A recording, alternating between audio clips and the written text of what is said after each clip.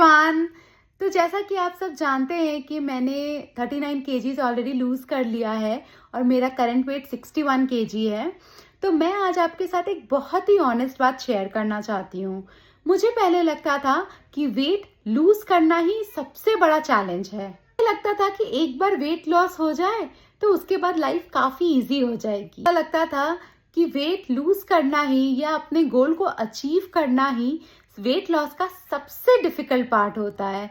But weight lose करने के बाद मुझे ये रियलाइज हुआ कि वेट लूज करने से ज्यादा मुश्किल और ज्यादा स्ट्रगल से भरा हुआ होता है वेट को मेंटेन करके रखना। जब मैं 100 से 61 पहुंची तो लास्ट 2 दिनों से मुझे ऐसा रियलाइज हो रहा है कि इस 61 वेट को कंसिस्टेंट रखना या मेंटेन करना ही मेरे लिए सबसे डिफिकल्ट टास्क है। ये चैलेंज तो अब शुरू हुआ है। वेट लूज करना चैलेंज नहीं था, वेट को मेंटेन करना ही असली चैलेंज है जो कि अब शुरू हुआ है। वेट लूज करने के टाइम पे आपके पास एक टारगेट होता है। आपको पता रहता है कि हाँ मुझे कितना लूज करना है, मेरा टारगेट कितना है।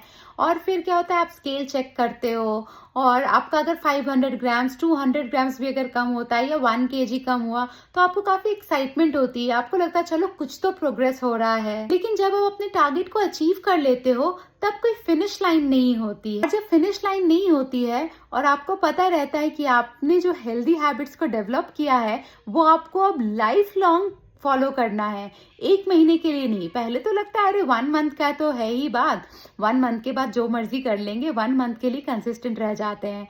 तो मेन जो चैलेंज है वो हमेशा चैलेंज खत्म होने के बाद ही शुरू होता है। मुझे जो भी अभी मिल रहा है वो मुझे कह रहा है यार तुमने तो बहुत लूज कर लिया, क्या ट्रांसफॉर्मेशन किया है, क्या सीक्रेट है। लोग मुझसे बहुत सारी बातें पूछते हैं, मुझे बहुत अच्छा लगता है कि लोग मुझे एक्नॉलेज कर रहे हैं। लेकिन सबसे बड़ा मुझे फील तब होता है, सबसे ज्यादा मुझे फील तब होता है जब लोग ये मुझे कहते हैं कि यार अब तो तुम कुछ भी खा सकती हो। अनफॉर्चुनेटली नहीं, मैं अभी भी नहीं खा सकती हूँ क्योंकि मैं जैसे ही खाऊंगी मेरा वेट फिर से गेन हो जाता है। ऐसा नहीं होता कि आपने एक बार वेट लूज कर लिया और उसके बाद आप कुछ भी खा सकते हो। आपको अभी भी बहुत ही कॉन्शियसली खाना होगा। आपने जो हेल्दी हैबिट्स को डेवलप किया है उसको आपको फॉलो करते ही रहना पड़ेगा। उसी को बैलेंस कहते हैं और उसी से वेट मेंटेन होता है। हाँ, लेकिन अब ये है कि मैं 80 से 90% अपनी हेल्दी हैबिट्स को फॉलो कर सकती हूँ और कभी कभी 10% या 20% अपने हिसाब से कुछ भी थोड़ा बहुत ज्यादा नहीं, इधर उधर खा सकती हूँ अपनी पसंद का। क्योंकि उससे क्या होगा, आपको फ्रस्ट्रेशन भी नहीं होगी। क्योंकि क्या होता है ना, फ्रस्ट्रेशन होने के बाद बंदा ओवर ईटिंग कर लेता है। तो उस चीज को अवॉइड करने के लिए अभी ये जो मेरा मेंटेनेंस फेज है इसमें मैंने ये सोचा है कि मैं 80-90% ऐसा हेल्दी फूड खाऊंगी या हेल्दी हैबिट्स जो मैंने डेवलप की हैं वो फॉलो करूंगी और 10-15% मैं अपने हिसाब से जो मुझे अच्छा लगता है वो मैं ऐड करूंगी। मैं आप लोगों को बस एक सजेशन देना चाहती हूँ कि अगर आप वेट लॉस जर्नी पे हो तो प्लीज ऐसी हैबिट्स को डेवलप करिए जो आप आज से 5 साल बाद भी फॉलो कर सके। ऐसा नहीं है कि हम कोई चैलेंज फॉलो कर रहे हैं, 20 दिन का है, 30 दिन का है और हमें उसमें ही फॉलो करना है। हमें ऐसी हैबिट्स को डेवलप करना है जो हम लाइफ टाइम तक भी अगर फॉलो करें तो हमें मुश्किल ना लगे।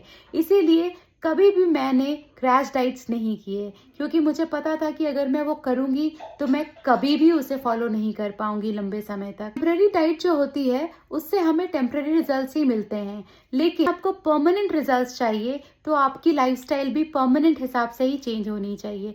तो ऐसी लाइफस्टाइल बनाइए जो आप हमेशा फॉलो कर सकें। लास्ट में बस इतना ही कहना चाहती हूँ कि वेट लॉस कोई डेस्टिनेशन नहीं है, ये एक लाइफ लॉन्ग जर्नी है। बाय, मिलते हैं नेक्स्ट वीडियो के साथ। Good night, take care.